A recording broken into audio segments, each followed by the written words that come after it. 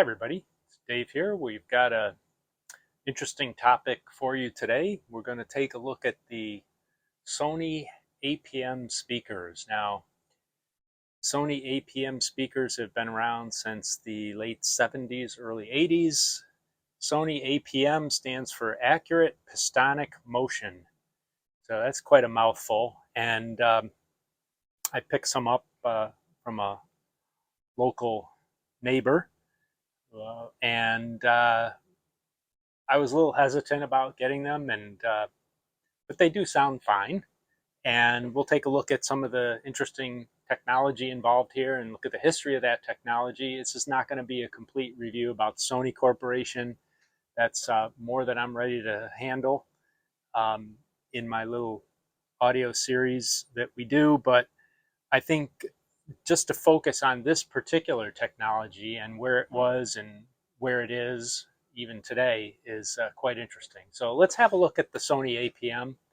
I've got an X300 here, and then we'll dig into it a little bit more. All right, the first thing you notice about the speaker is we've got this gray silver semi-transparent grill cloth, and this stuff is very unique. I've never seen it anywhere else.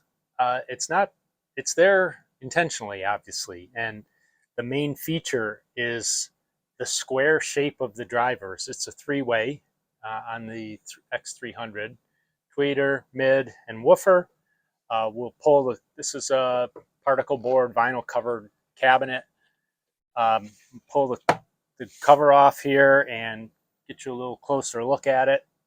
So you can see on the tweeter, the little diffuser piece, I've got the 3 o'clock and 6 o'clock little bridge arms are broken off, so it's only supported at 9 and 12 o'clock. The other one's fine.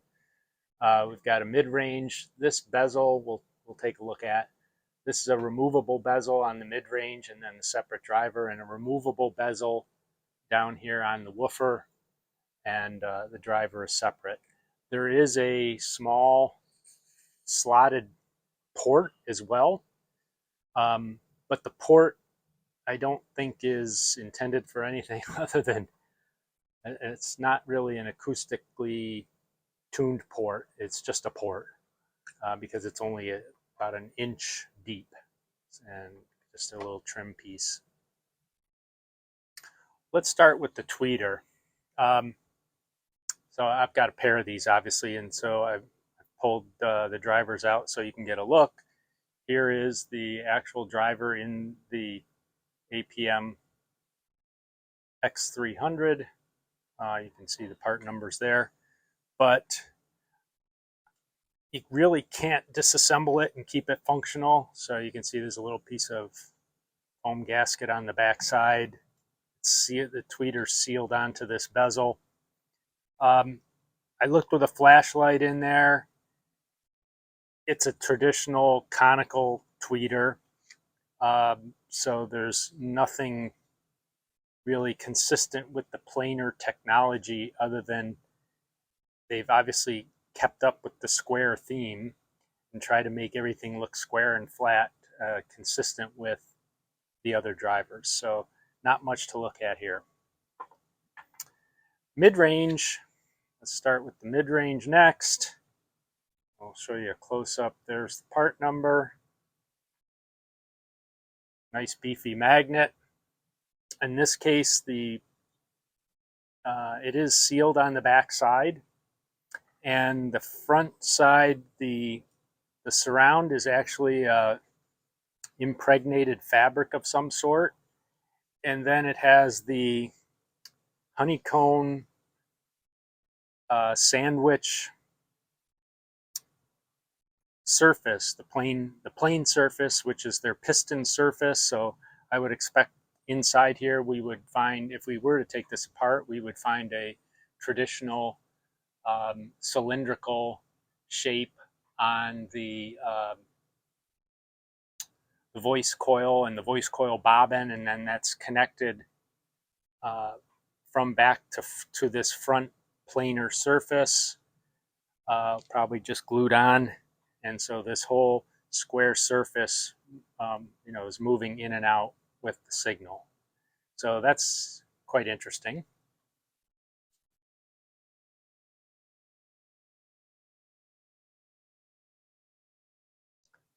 The woofer, I've got a couple dings in here, and so I'm in the middle of trying to do some functional and semi-cosmetic repairs on this. But so in this case, we've got about a 6-7 inch driver. The same impregnated fabric surround. I did find this, part of the reason I was hesitant to pick these up was I was pretty sure that if there was a problem, I'd never get the surrounds for them. You can buy foam surrounds made by a guy in Poland who's selling them on eBay. They didn't get very good reviews, so I suspect there might be people out there looking for this driver because of that. Now, the back side is where you see the interesting thing. And what you see is a traditional paper cone down to the voice coil and the voice coil bobbin. And then instead of that cone being open to the air for when it's driving, you don't have that. What you have is you have that cone glued to the honeycomb sandwich. So this is about a 1/4 inch thick. It's basically corrugated cardboard on end with a sheet of aluminum, very thin aluminum foil on the front and a sheet of very thin aluminum foil on the back. And we're going to spend a few minutes and take a look at the patents around this and on this video, and you'll see and I'll describe how they tout that as key technology here. Now, it turns out that there are multiple versions of the APM speakers that Sony made, and this is kind of the consumer version, not really the hi-fi version. There is a version where the speakers are labeled ES, and those ES version speakers have a slightly different construction than what you see here. And we'll take a look at that as well when we look at some of the patent literature. I neglected to show you the part number of the woofer. There it is. Hefty little magnet on that too. And I'm sure that accounts for why they do sound as good as they do. Since I do have the drivers out of the box, I thought I'd show you what's inside here. So back on the binding post there's a simple little capacitor inductor pair, and then on the mid-range there's also another capacitor, 4 microfarad capacitor. Nothing on the woofer, just a little bit of absorption insulation there, and we'll stick in here. There you can see the slot port, about 1 inch deep, so I don't think it's been tuned. It's just a way to let some air escape there on these rather than have a sealed design. Not much to it. So let's start with a couple minutes about what's probably for some people a religious subject in audio, and that's a planar driver versus a cone-shaped driver. So, here's a simple concept drawing showing the difference between the two. So here's the planar system like we have in the APM speakers from Sony, and all the surfaces of that driver move in unison, so all the sound waves coming out from it are all in the same plane.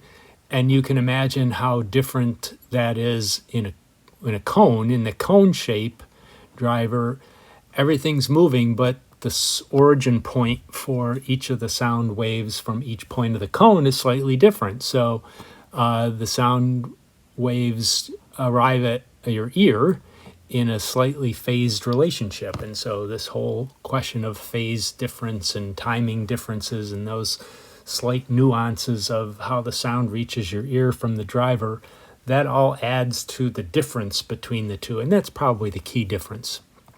The other thing, and this is a website I found from Japan that kind of describes what those key differences are and what they claim to be the advantages and disadvantages of the two different versions. So the theories are a lot deeper than that, but that's the simplistic difference in what we see in the APM speakers.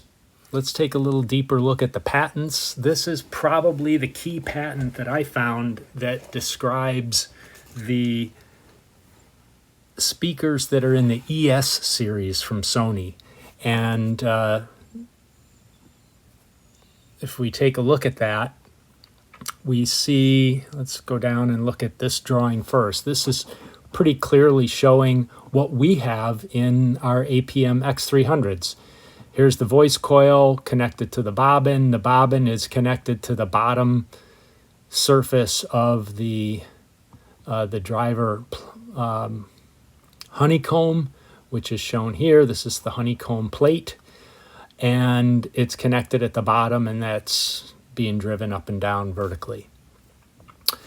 What Sony did in the more advanced versions that are in the ES is you can see the voice coil bobbin comes through the bottom layer of the honeycomb and reaches the upper layer of the honeycomb, and it's attached here at the bottom and at the top. So rather than just pushing on the bottom surface of the honeycomb, it also is pushing simultaneously on the upper surface of the honeycomb. So I can imagine that changes how the whole honeycomb moves as one, and probably provides a lot of stiffness. Now that really is one of the downfalls of the whole honeycomb plate in the Sony design. It's very heavy. That's a lot of mass to move compared to a simple single sheet of paper that a typical cone is made from. So I think what Sony did then to overcome the extra mass, they started with the simple one, and then they realized maybe they need a little more stiffness, and you can see some things in the patent that talk about that. So what they ended up doing is they added multiple voice coils to one plate, to one honeycomb plate. So in this case, this is on a larger woofer. You can see they show, in this case, 2 voice coils attached to the same honeycomb plate.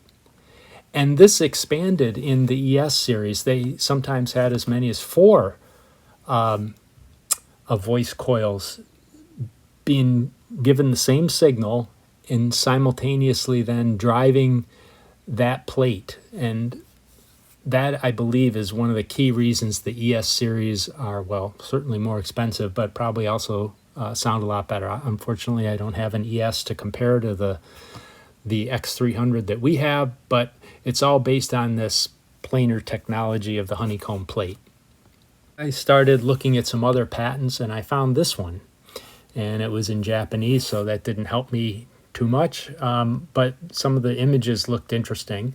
So I kept going, and I was looking through this patent, and I finally got to this page. And there, the bell went off for me, and I saw the Birdman here looking at the exciters.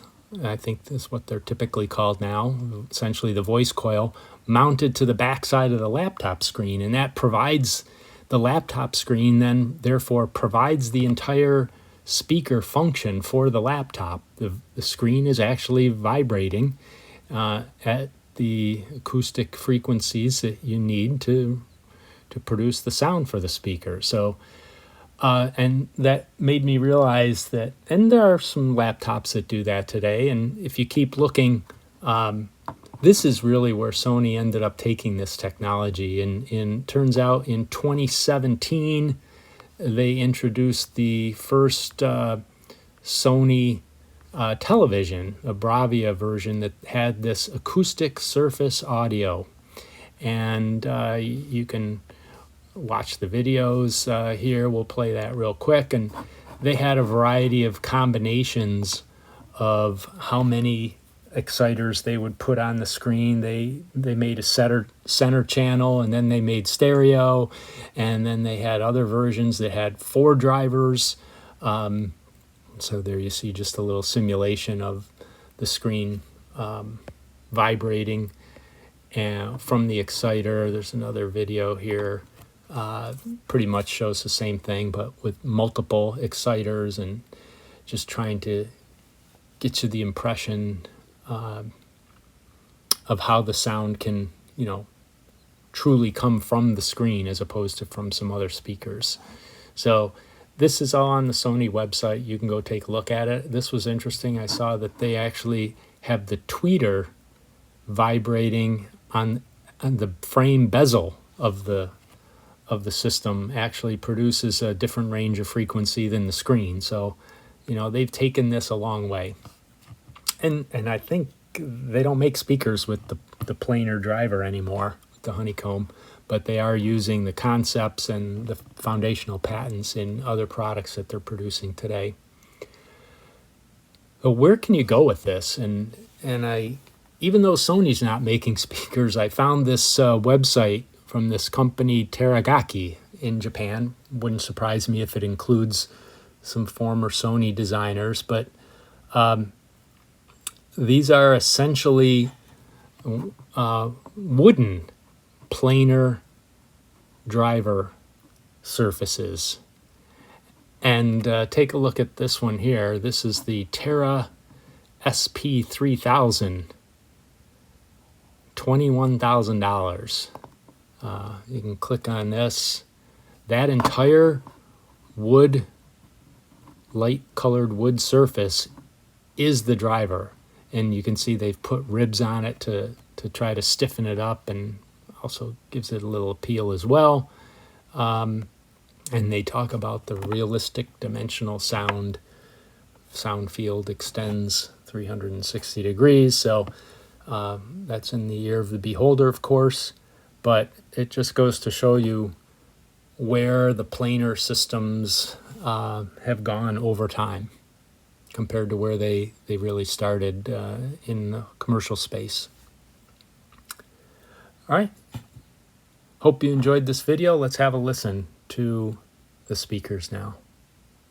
All right, as we said, it won't be fair if you don't get a chance to listen to these. So this is the APM-X300, a little Cha-Cha Fontanez. Here we go.